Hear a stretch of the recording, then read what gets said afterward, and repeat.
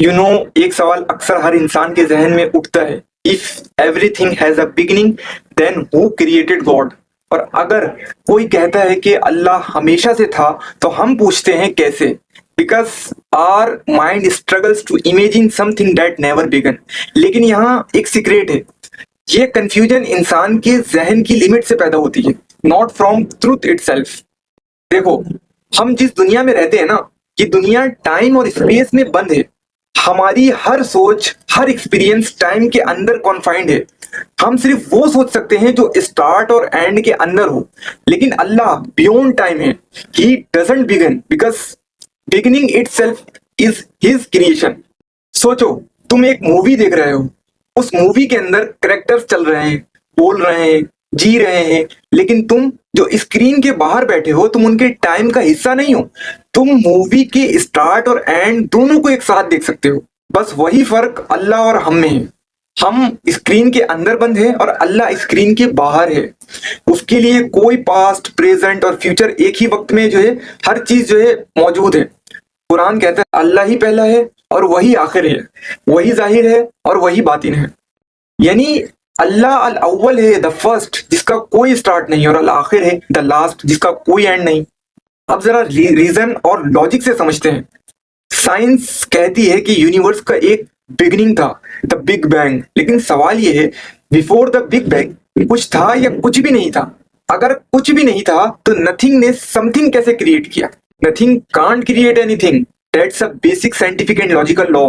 Something can not come from nothing. तो फिर वो समथिंग क्या था जो बिग बैंग से पहले था? कुछ तो हमेशा से था ना, क्योंकि अगर सब कुछ किसी ने बनाया, तो एक ऐसी चीज तो होनी चाहिए थी जिसे किसी ने नहीं बनाया। वही है अल्लाह, द अनकॉज्ड कॉज।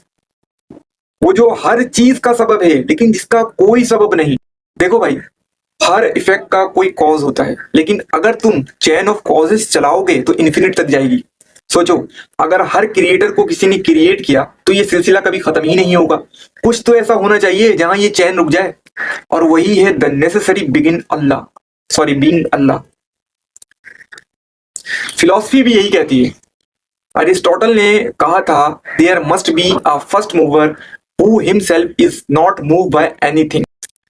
यानी हर मोशन किसी ने स्टार्ट की, लेकिन एक पहला मूवमेंट ऐसा था जहां से सब कुछ स्टार्ट हुआ, और वो स्टार्ट अल्लाह ने दिया। कुरान इस लॉजिक को बड़े स्पिरिचुअल अंदाज में समझाता है। क्या उन्होंने अपने आप को खुद पैदा कर लिया, या वो किसी चीज के बगैर ही पैदा हो गए, या उन्होंने खुद आसमान और जमीन बनाया? अल्लाह यहाँ चैलेंज करता है, टेल मी, किसने तुम्हें बनाया? कुछ भी नहीं ने, इम्पॉसिबल। तुम खुद ने, इम्पॉसिबल। तो फिर कोई एक ऐसी हस्ती होनी चाहिए जो सब कुछ बना सके, और जिसे किसी ने नहीं बनाया। यू सी, जब हम कहते हैं अल्लाह हैज नो बिगिनिंग, तो हम ये नहीं कह रहे कि हम समझ गए। हम कह रहे हैं our understanding is too small to measure him.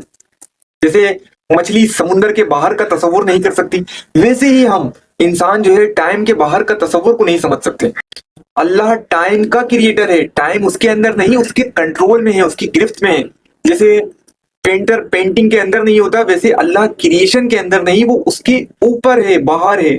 एक और सिंपल एग्जांपल लो, तुम्हारे फोन में एक वीडियो गेम है, उस गेम के अंदर एक वर्ल्ड बना हुआ है, माउंटेन्स, राइवर्स, टाइम। लेकिन तुम the creator of that game, तुम उसके टाइम के फ्रेम के अंदर एग्जिस्ट नहीं करते। तुम गेम के बाहर हो। गेम शुरू हुई, तुम नहीं हुए। गेम खत्म हुई, तुम नहीं खत्म हुए। एग्जैक्टली यही फर्क है हम और अल्लाह के बीच। लोग कहते हैं ना, लेकिन अल्लाह को किसने बनाया? देखो भाई, ये सवाल है ना, खुद गलत है।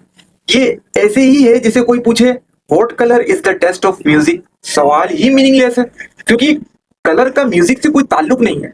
वैसे ही अल्लाह को किसने बनाया का मतलब ही नहीं बनता, क्योंकि अल्लाह क्रिएशन नहीं है, द क्रिएटर है।